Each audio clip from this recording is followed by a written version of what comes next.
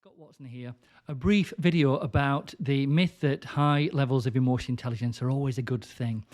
What we find in over 22 years of doing emotional intelligence coaching and consultancy is that the people that tend to say that someone else, he or she, demonstrates or possesses a high level of emotional intelligence, it's usually done not through any validated manner, but affinity bias. She or he is like me, so they must have high emotional intelligence. It's not that straightforward, I'm afraid. But what we have here on screen is the EQI 2.0 model of emotional intelligence. It's the scientifically validated model of EQ, and it's got 15 specific competencies. We can't go through them all in these few minutes, but think about this from a perspective of a leader. If a leader demonstrates a high level of assertiveness, whereby it's balanced assertiveness is we can defend a position, we can speak our truth, and also invite someone else to speak their truth and actually listen to understand and have a healthy dialogue. That's balanced assertiveness. A high level of assertiveness can be commanding, controlling, even condescending, but it can be seen as an attack rather than a discussion. If a leader is demonstrating that by default, and that is partnered with a high level of stress tolerance where she or he can seemingly cope for prolonged periods of time with the stresses, the strains, the bumps and challenges that they encounter without seemingly batting an eyelid. And then that is balanced with low range impulse control, where it's jump before we look, it's an absence of focus, structured focus and attention to something. It's jumping from here, there, everywhere. Jump before you look approach. Or I know what you're going to say. Let me just stop you there. That kind of focus. What might the impact be on her or his team to enjoy their journey? Well, it's unlikely to be healthy, especially if it's for a prolonged period of time or when there's a looming deadline to be achieved that perhaps shouldn't have been agreed in the first place. But even if it was, the leader and his or her impact really enables or disables people's willingness and ability and commitment to actually delivering value and getting things done, and ideally enjoying the journey too.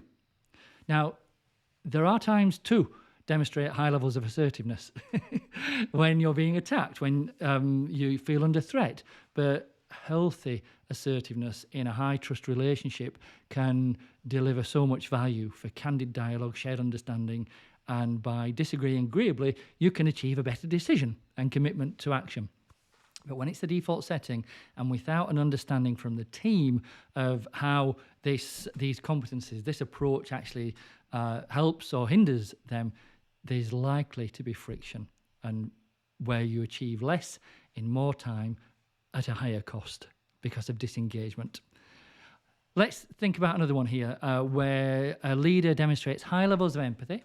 So balanced empathy is the ability to step out of our own world as we view it, step into somebody else's, understand it as best we can, ideally clarify our understanding rather than guess, step back out and take appropriate action, make an appropriate communication or make a commitment. That's balanced. But high level of empathy can begin to move towards something like sympathy, where we stay in their world rather than step back out and remain objective. So if someone is demonstrating a high level of empathy and they value relationships highly as well, the mutually beneficial, enjoyable relationships,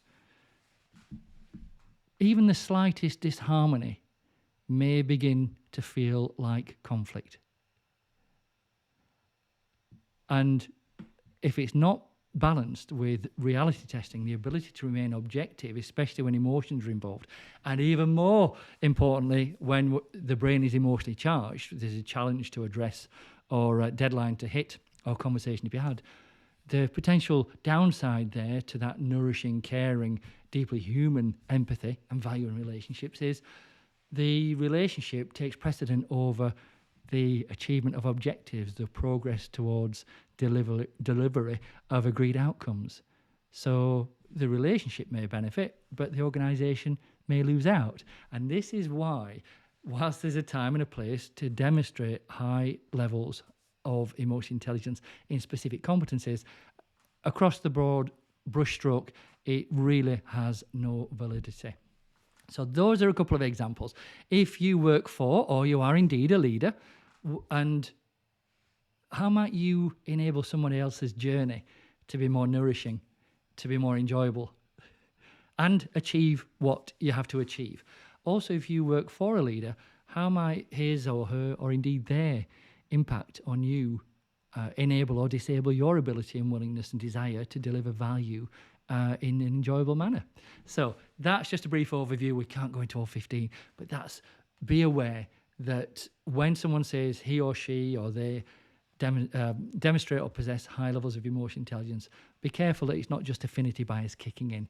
But we'll catch up soon. But have a think. Where might you deserve to create some balance for you as a human being, not just an employee in an organisation? We'll catch up soon.